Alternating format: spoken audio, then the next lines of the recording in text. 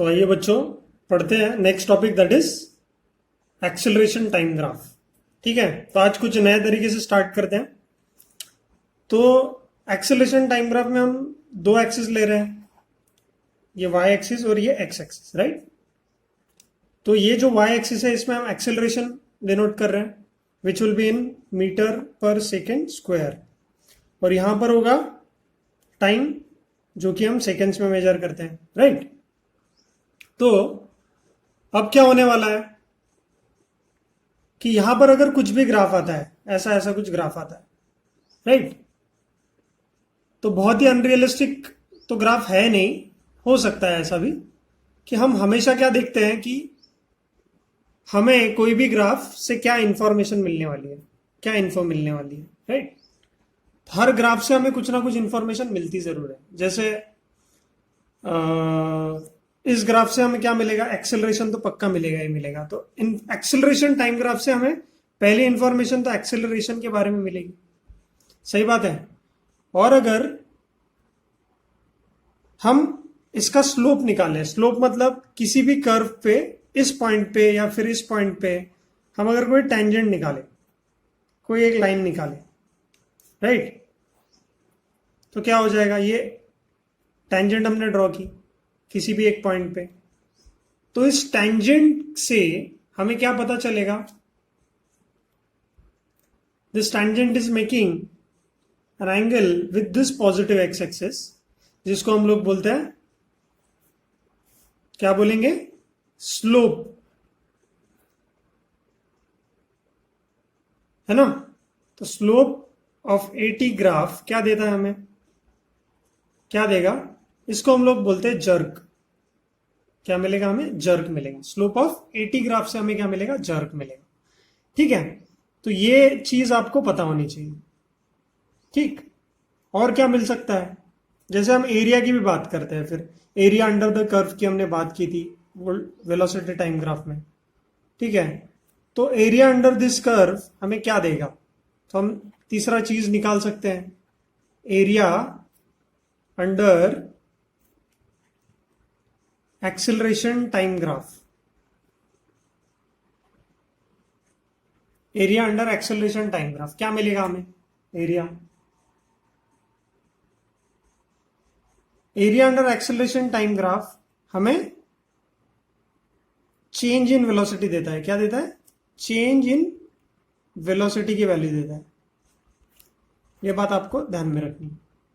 ठीक है, तो ये तीन मेजर इंफॉर्मेशन हमें मिलती है। अगर मैं इसका एग्जाम्पल देखने जाऊं तो एक एनटीएससी जो हमारी एग्जाम है, नेशनल टैलेंट सर्च एग्जामिनेशन, इसमें एक आया हुआ एक स्टैंडर्ड सवाल है जिसमें आपको पूछा गया था कि a body starts from initial position, और उसका ग्राफ ऐसा कुछ दिया हुआ था। तो ये एक्सेलरेशन था, ये टाइम था। ठीक है, तो ये एक्सेलरेशन में हम मीटर पर सेकेंड स्क्वायर, और टाइम हमारा सेकेंड्स में रहता है, राइट, सेकेंड्स में। तो यहां पर that is 10 meter per second square and time is 11 seconds, ऐसा कुछ दिया हुआ था। और आपको बोला था फाइंड द वेलोसिटी, क्या बोला है, फाइंड द वेलोसिटी। तो हम जो वेलोसिटी ले रहे हैं, हम क्या बोल रहे हैं कि चेंज इन वेलोसिटी। तो इनिशियल मतलब ये टाइम की जब शुरुआत हुई थी तब एक्सेलरेशन मैक्सिमम दिखा रहा है। टाइम की जब इनिशियल का मतलब यहां से यहां पे एक्सेलरेशन क्या है, 10 मीटर पर सेकेंड, और जैसे जैसे टाइम बढ़ा एक्सेलरेशन कम होता गया, निगेटिव स्लोप है इसका, सिंपल है। तो हमने अभी देखा कि area under the acceleration time graph हमें चेंज इन वेलोसिटी देता है, तो हमें चेंज मिलने वाला है वेलोसिटी का, देखते हैं। तो एरिया मतलब यहां पर ट्रायंगल फॉर्म हो रहा है, ट्रायंगल फॉर्म हो रहा है तो क्या करेंगे, एरिया मतलब हाफ बेस इनटू हाइट। ठीक है, तो क्या होगा, हाफ बेस कितना है, ये वाला बेस है, कितना है 11 सेकेंड्स, और हाइट कितना है, this is the height 10 meter per second square. 2 5 × 10, तो आंसर कितना है 55 मीटर पर सेकेंड। तो ये आया चेंज इन वेलोसिटी का वैल्यू। तो इनिशियली जब शुरू हुआ तब वेलोसिटी, इनिशियल वेलोसिटी उन्होंने बोला है कि time t, the body starts from rest बोला है। क्या बोला है? बॉडी स्टार्ट्स फ्रॉम रेस्ट बोला है। ठीक है, तो एक स्टैंडर्ड सवाल यहां पे मैं आपको बताता हूं, बुक में दिया गया है। So this is the book in which this question is given, that is question number 10। ठीक है, a body starts from rest at time t0 and the acceleration time graph is shown in the figure. The maximum velocity attained by the body 10 meter per second square acceleration दिया हुआ है और यहाँ पर time दिया हुआ है। तो यहाँ पर option A B C D में से option B is the right answer. ठीक है, तो ऐसा सवाल आपको पूछे जाते हैं। ठीक है, समझ में आई बात? तो ये था एक्सेलरेशन टाइम ग्राफ। देखते हैं आपको वीडियो कैसा लगता है। ठीक है, चलो मिलते हैं फिर। तो एक नया टॉपिक पढ़ेंगे, दैट इज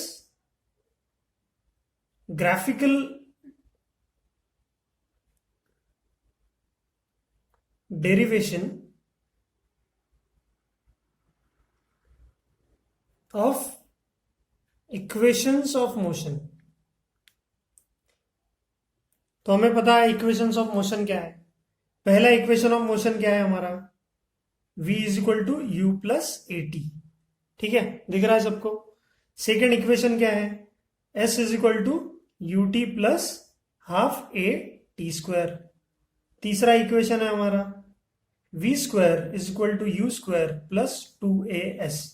और इसके साथ पैरामीटर्स क्या है हमारे, ये हमें पता है ऑलरेडी, मतलब ज्यादा डिस्कशन की अब जरूरत नहीं है। ठीक, तो अगर मैं बोलूं कि मुझे इन सारे पैरामीटर्स को कवर करने वाला एक ग्राफ चाहिए, तो क्या ग्राफ होगा? जैसे इसमें वेलोसिटी है, final velocity, initial velocity, acceleration, time, और सेकंड इसमें डिस्प्लेसमेंट है, इनिशियल वेलोसिटी है, टाइम है, एक्सेलरेशन है, 4 पैरामीटर्स है। थर्ड जो ग्राफ है इसमें final velocity, initial velocity, acceleration and displacement, सारे फैक्टर्स हैं। ठीक है, तो ऐसे सारी सिचुएशन में जब भी हम बात करते हैं तब सबसे बेस्ट हमें क्या लगता है कि क्या यहां पर डिस्प्लेसमेंट टाइम ग्राफ है। अगर डिस्प्लेसमेंट टाइम ग्राफ लेंगे तो वहां पर वेलोसिटी आ जाएगी, एक्सेलरेशन भी आ जाएगा, लेकिन एरिया अंडर द कर्व का कंसेप्ट नहीं आने वाला। एरिया अंडर द कर्व का कंसेप्ट नहीं आएगा तो हम क्या करेंगे? सेकंड वाला ग्राफ, वेलोसिटी टाइम ग्राफ, हमारे लिए सेफेस्ट ऑप्शन है। ठीक है, बाकी सारे ग्राफ से भी हम इसको करने की कोशिश करें, थोड़ा डिफिकल्ट हो जाएगा हमारे लिए, इसलिए हम वेलोसिटी टाइम ग्राफ लेते हैं। Velocity should be in metre per second and this is seconds. तो अभी के लिए हम बस जनरलाइज तरीके से इसको डिराइव करने वाले हैं। ठीक है, तो हमें बोला गया है कि कुछ ना कुछ इनिशियल वेलोसिटी होगी। जब टाइम 0 होगा तो कुछ ना कुछ इनिशियल वेलोसिटी होगी। तो हम ऐसा अगर ग्राफ बनाएंगे यहां से तो थोड़ा अजीब होगा। ठीक है, क्यों? क्योंकि अगर इनिशियल वेलोसिटी यहां से हम बनाते हैं ग्राफ तो क्या हो जाएगा? ये u की वैल्यू हमेशा हमें 0 लेनी पड़ेगी। हमें देखो, हर बार u की वैल्यू 0 होगी क्या? इनिशियल वेलोसिटी हर बार 0 होगी क्या? नहीं होगी। किसी इसमें 5 होगी, 10 होगी, 2 होगी, कुछ ना कुछ दिया हुआ रहता है इनिशियल वेलोसिटी, राइट? जब भी ऐसी कुछ सिचुएशन हमारे पास आती है तो हम क्या बोलते हैं कि कुछ ना कुछ हमें वेलोसिटी देनी पड़ती है। तो वेलोसिटी होती ही है इनिशियल वेलोसिटी, मतलब car is moving with velocity 10 meter per second from the beginning, शुरुआत से ही वैसी चल रही है।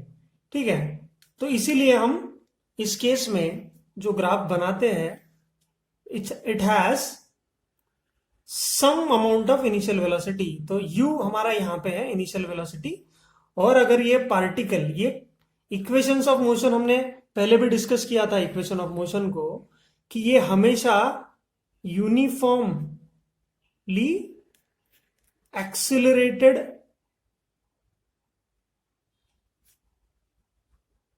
मोशन है, ये यूनिफॉर्मली एक्सेलरेटेड मोशन है। मतलब ये इक्वेशंस, तीनों भी इक्वेशंस तभी वैलिड है जब हम एक्सेलरेशन को कांस्टेंट माने, है ना। तो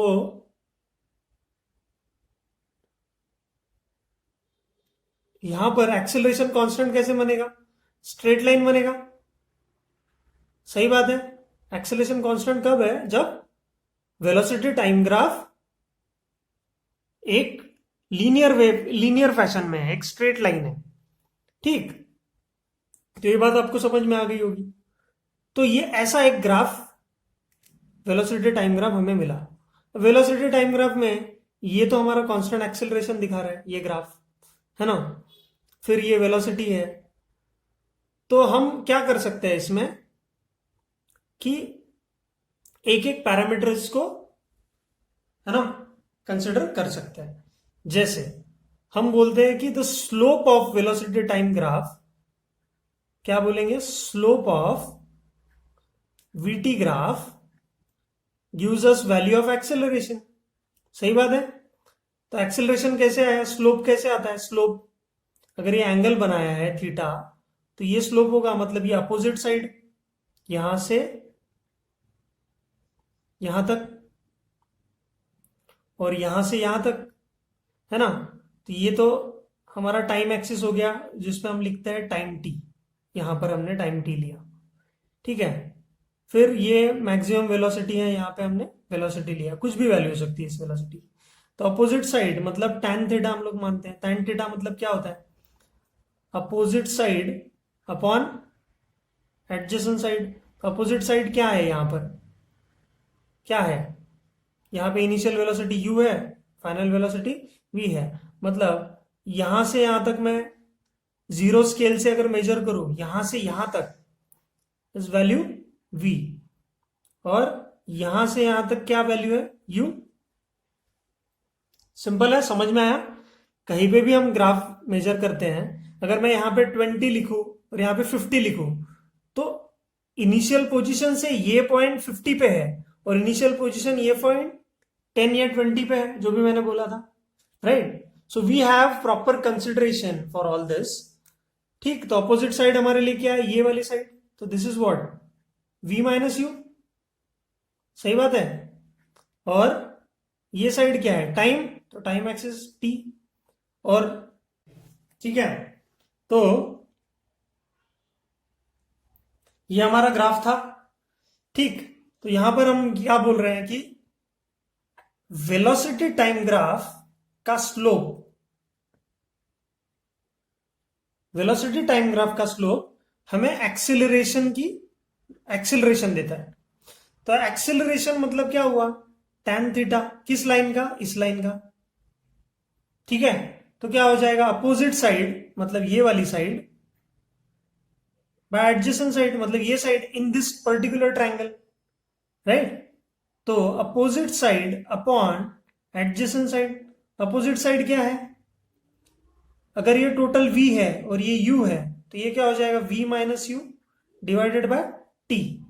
सो therefore v minus u is equal to at और v is equal to u plus at, ये आ जाएगा।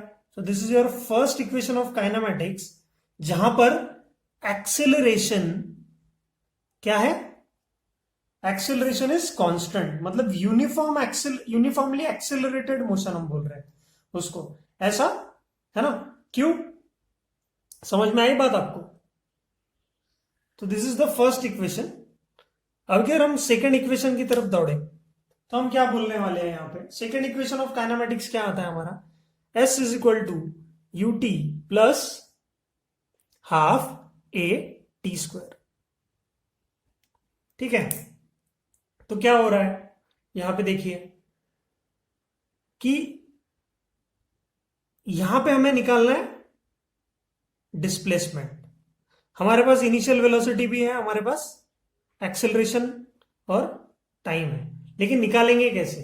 तो हमें पता है कि क्या area under the curve, area under कौन सा, एरिया अंडर दिस कर्व, ये इतना ही था ना हमारा ग्राफ, तो इसके नीचे का ये पूरा एरिया हम ले लेंगे। तो यहां पर तुम देखो दो एरियाज मिल रहे हैं हमें, एक ये वाला एरिया मिला और एक ट्रायंगल मिला। ठीक है, तो हम क्या कर सकते हैं, distance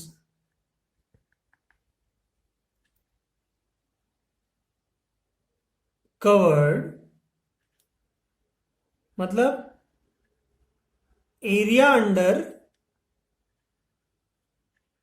VT graph, area under velocity time graph. तो area under velocity time graph क्या है, एक है हमारा ट्रेपेजियम, जो अगर पूरा ले तो ये पैरेलल साइड्स हो गए दोनों।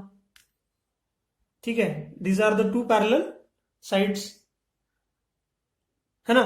तो एरिया ऑफ, अगर मैं इस ट्रेपेजियम को कुछ नाम दूं, जैसे यहां पे ये बाउंड्री है दो पैरेलल साइड्स की, तो ये इतना जो लेंथ है, ये वाला जो लेंथ है, ये वाला जो लेंथ है, ये क्या है हमारा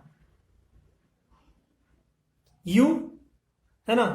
और अगर मैं इसको निकालने के लिए जाऊं तो मैं इसको दो हिस्सों में भी बांट सकता हूं। दो हिस्सों में कौन से वाले, कि एक ट्रायंगल है, एक है ट्रायंगल, दूसरा है रेक्टेंगल। ट्रेपेजियम अगर आपको डिफिकल्ट लग रहा है तो ऐसा भी कर सकते हो, एक ट्रायंगल लेना है, दूसरा रेक्टेंगल लेना है। ट्रायंगल क्या आता है, half into base into height. Rectangle क्या आता है, लेंथ इंटू ब्रेथ, मतलब बेस इंटू हाइट पकड़ लो, ऐसा कर सकते हो ना, मतलब लेंथ इंटू ब्रेथ पकड़ लो इस केस में। ठीक है, आप लोगों के अंडरस्टैंडिंग के लिए। तो इसमें क्या हो सकता है बताइए, half into base into height. तो इस केस में क्या हो जाएगा, ट्रायंगल में दिस इज द बेस, मतलब ये टाइम एक्सिस है। तो स्लोप ऑफ देखिए वेलोसिटी टाइम ग्राफ का एक्सेलरेशन आपको देता है, so this comes out to be what, जो मैंने ये सेकेंड वैल्यू निकाली थी। ठीक है, यहां पर एक ट्रायंगल मिल रहा है आपको और एक रेक्टेंगल मिल रहा है। ठीक है, तो ट्रायंगल की value half into base into height, rectangle की वैल्यू लेंथ इंटू ब्रेथ। तो लेंथ यहां पर टाइम है और ब्रेथ यहां पे इनिशियल वेलोसिटी u है। ठीक, और रेक्टेंगल ट्रायंगल में हाफ इंटू बेस इंटू है, तो बेस में भी टाइम एक्सिस है क्योंकि पैरेलल है ये दो, और हाइट में v माइनस यू है। v माइनस यू की वैल्यू आती है 80, ये आपको बात पता है। तो आप यहां पर जो वैल्यूज पुट करेंगे इससे आपको क्या आ जाएगा, s is equal to u t plus half a t square, because u minus टी, v माइनस यू की जगह 80 हमने डाल दिया। ठीक है, समझ में आई बात। So this was your second equation of motion. ठीक है, जो कि आपको इजीली समझ में आना चाहिए। Then third equation of motion में हम देख रहे हैं कि इनिशियल वेलोसिटी हर बार जीरो नहीं होती, इसीलिए हमने यहां से शुरू किया ग्राफ को, है ना। अगर इनिशियल वेलोसिटी यहां से शुरू होती है, ठीक, इनिशियल वेलोसिटी अगर यहां से शुरू होती है तो ये जीरो से हमें ड्रॉ करना था। एक्सेलरेशन यहां पर भी कांस्टेंट है, कांस्टेंट यहां एक्सेलरेशन यहां पर भी मिल रहा है, लेकिन यहां पर u हमेशा जीरो नहीं है, यहां पर u हमेशा जीरो हो जाता।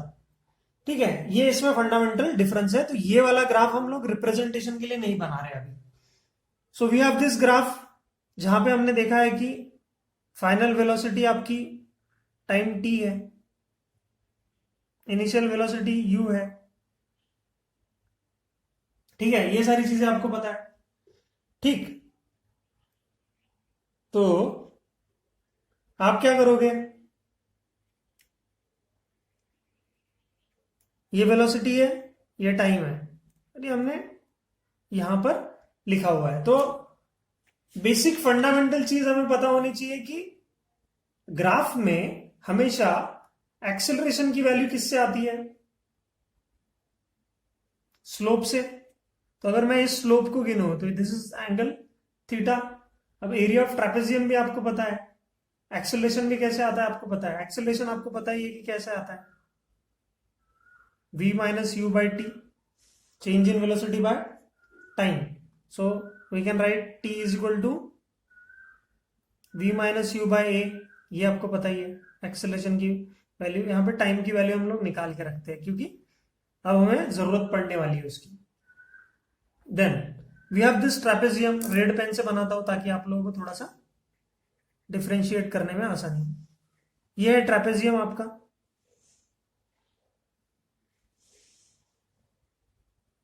ट्रेपेजियम यहां पर आपको जो दिया गया है उससे आपको क्या पता चलेगा कि these are the two parallel sides. तो ये पूरी जो वैल्यू है यहां से लेके यहां तक इस फाइनल वेलोसिटी, और यहां से यहां तक जो वैल्यू है इनिशियल वेलोसिटी है। सिंपल है। तो एरिया ऑफ ट्रेपेजियम क्या होता है?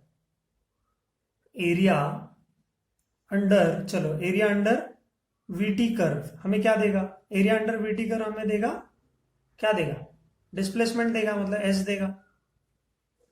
तो एरिया अंडर वीटी कर्व क्या है? ट्रेपेजियम है। Simple. Area under VT curve is nothing but trapezium.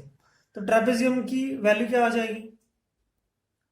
क्या हो जाता है trapezium? Half into sum of parallel side, sum of parallel sides into height. यही है ना ट्रेपेजियम का फॉर्मूला, इसी से हम ट्रेपेजियम को कैलकुलेट करते हैं। तो क्या हो जाएगा? Half sum of parallel side क्या होगी?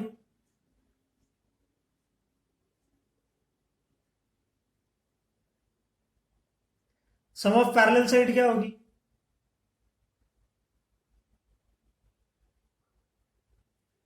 ये u और ये v, तो क्या हो जाएगी? v plus you. सिंपल है। सम ऑफ पैरेलल साइड, ये इतना u है, ये पूरा v है, और हाइट कितनी है? मतलब इस केस में हाइट है मतलब टाइम, और टाइम एक्सिस है। तो हमें पता है half into sum of parallel side v plus u, और t की वैल्यू तो हमें ऑलरेडी पता है, कितना हुआ? v minus u by a. अगर हम इसको सॉल्व करें, ये हम सारा कुछ डिस्प्लेसमेंट निकालने के लिए कर रहे हैं, है ना? तो क्या हो जाएगा? यहां पे हम अगर मार्क करें लाइन को, तो ये हो जाएगा s is equal to v square minus u square divided by 2a। Simple है। इसको अगर हम कैलकुलेट करें, a plus b a minus b, यहां पे कौन सा इक्वेशन आएगा? a plus b a minus b, ऐसा इक्वेशन आएगा। तो इसका क्या आ जाएगा answer? A square minus b square. Simple है ना? तो वही हम लोग यहाँ पे फंडामेंटल लगा रहे हैं। तो क्या हो जाएगा? V square minus u square into 2as, so therefore v square is equal to u square plus 2as। This will be your equation.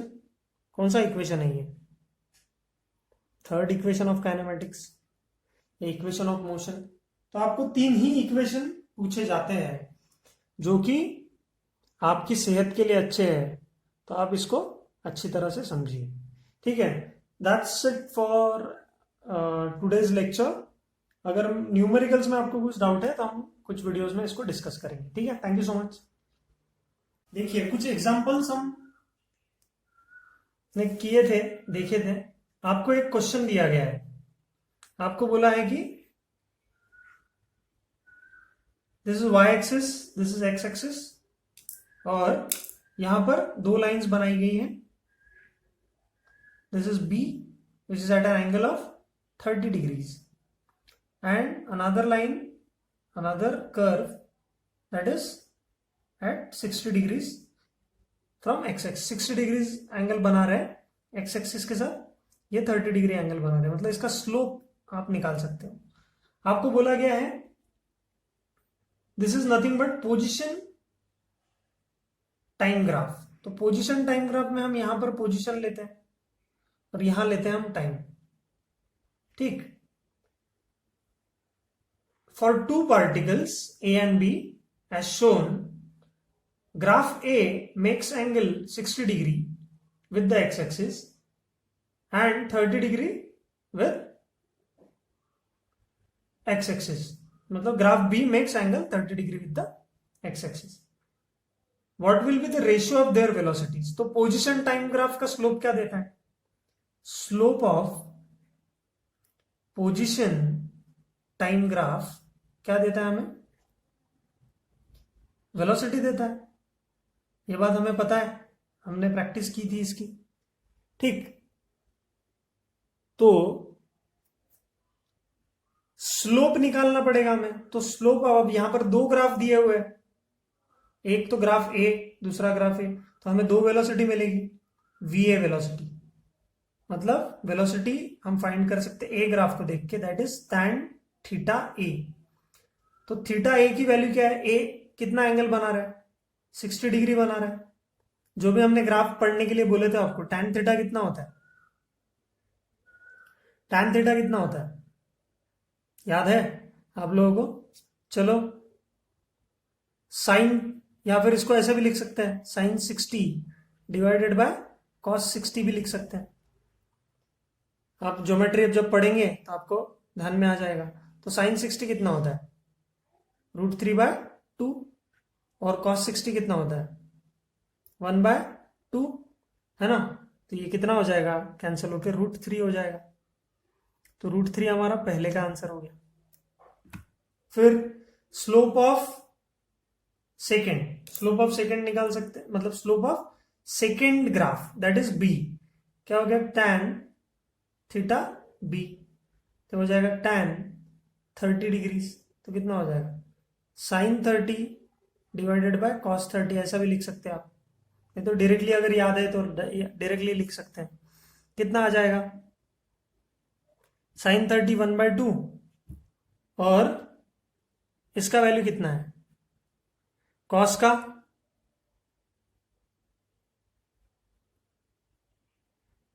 cos 30 √3/2. तो 2 कैंसिल, ये हो जाएगा 1/√3. ये आपका सेकंड का आंसर हो जाएगा. ठीक, तो आपको बोला गया है कि, क्या बोला गया है कि what will be the ratio of, मतलब आपको ये फाइंड करना है ग्राफ देखे, v A divided by v B. तो वी ए की वैल्यू कितनी है? √3. वी बी की वैल्यू कितनी है? 1/√3. तो यहां पर √3 ऊपर चला जाएगा और आंसर होगा 3:1. ठीक है, तो ये आपका वैल्यू होगा ग्राफ का. ठीक है, तो ये सारे ऐसे ही क्वेश्चंस आपको पूछे जाते हैं. एक्सरसाइज 1 सॉल्व करते हैं. ठीक है, तो पहली एक्सरसाइज में ये बोला गया है कि the body A, sorry, for a body goes from A to B with velocity 20 meter per second. Red pen से लिखता हूं. And comes back B to A, come backs to B, क्या लिखा है? Goes from A to B. चलो, A to B जा रहा है 20 मीटर पर सेकेंड की वेलोसिटी से, and comes back from B to A with a velocity of 30 meter per second. तो ए पॉइंट से बी पॉइंट तक जा रहे हैं 20 मीटर पर सेकेंड की स्पीड से, और वहां से वापस आ रहे हैं हम 30 मीटर पर सेकेंड की स्पीड से. ठीक है, तो what is the average velocity of the body during the whole journey? Velocity पूछा यार, एवरेज वेलोसिटी. तो एवरेज वेलोसिटी क्या होता है? Total displacement upon time.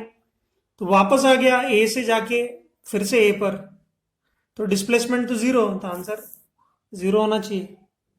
Simple है, अरे एकदम लल्लू सवाल है. देन बोला गया है सेकंड क्वेश्चन. पहला क्वेश्चन हो गया. सेकंड क्वेश्चन क्या बोला है आपको? If an object covers distance is in directly proportional to the square of time lapse, then the acceleration is. तो यार ये तो देखो, अब हमारे पास तो इक्वेशन 3 ही है काइनेमेटिक्स के. तो पहला है v is equal to u plus a t, तो यहाँ पे डिस्प्लेसमेंट और टाइम के बारे में कोई इंफॉर्मेशन नहीं है। सेकेंड इक्वेशन है s is equal to u t plus half a t square, है ना। तो यहाँ पर इक्वेशन दिया गया है हमको, कौन सा, सेकेंड वाला इक्वेशन। तो सेकेंड वाले इक्वेशन में हमको स्क्वायर ऑफ टाइम मिल रहा है। तो यहाँ पर एक्सेलरेशन क्या होता है हमेशा, तो हमने बोला है काइनेमेटिक्स के तीनों इक्वेशन में एक्सेलरेशन हमेशा कैसा होगा, एक्सेलरेशन हमेशा कांस्टेंट होता है। तो option C will be the right answer. Simple सी बात है, ठीक। देन और क्या बोला है आपको, distance travelled by a freely falling body is proportional to, distance travelled by a freely falling body is proportional to distance travelled. तो यही इक्वेशन लगाएंगे डिस्टेंस ट्रेवल के लिए, क्योंकि डिस्टेंस और टाइम किसके साथ स्क्वायर का रिलेशन है, मास के साथ। तो मास तो कुछ है ही नहीं अपने पास, फिर स्क्वायर ऑफ एक्सेलरेशन है क्या, किसी भी इक्वेशन में स्क्वायर ऑफ एक्सेलरेशन नहीं है। तीसरा, square of time, square of time के साथ रिलेशन है ना, पहले इक्वेशन में डिस्टेंस और टाइम का कोई रिलेशन नहीं है। तीसरा भी इक्वेशन अगर मैं लिखूं तो v square is equal to u square plus 2as ऐसा आ रहा है। तो यहाँ पे एक्सेलरेशन और डिस्टेंस का कोई रिलेशन नहीं है स्क्वायर के टर्म्स में, है ना, वेलोसिटी के टाइम में। तो यहां पर भी रिलेशन आ रहा है सेकेंड इक्वेशन में, किसका, डिस्प्लेसमेंट और टाइम का, जो हमने पिछले इक्वेशन में देखा। तो स्क्वायर ऑफ टाइम में आ रहा है यहाँ पे, है ना। अगर एक बॉडी कोई भी फ्री फॉल करती है, कोई भी बॉडी एक जगह से दूसरे जगह गिरती है फ्री फॉल में, तो उसका रिलेशन होता है क्या, कैसे रिलेशन होगा इसमें, अगर मैं इसको रफ में या फिर आपको डायग्राम के पॉइंट ऑफ व्यू से दिखाऊं कि,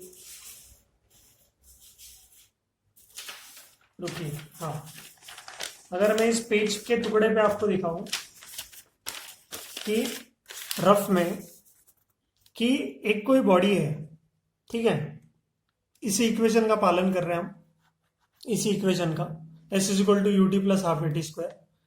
सो this is the object, initial velocity उसकी जीरो होगी क्योंकि फ्री फॉल में जीरो होती है इनिशियल वेलोसिटी। यहाँ पे नीचे गिरेगा तो क्या आ जाएगा equation, s is equal to u t plus half a t square,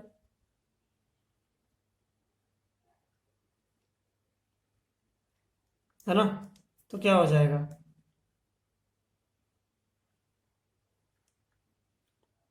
g नीचे आ जाएगा, इनिशियल वेलोसिटी u है तो s इज इक्वल टू ये जीरो हो जाएगा पूरा, तो क्या आ जाएगा, हाफ g टी स्क्वायर हो जाएगा। तो यहाँ पे एक्सेलरेशन ड्यू टू ग्रेविटी तो कांस्टेंट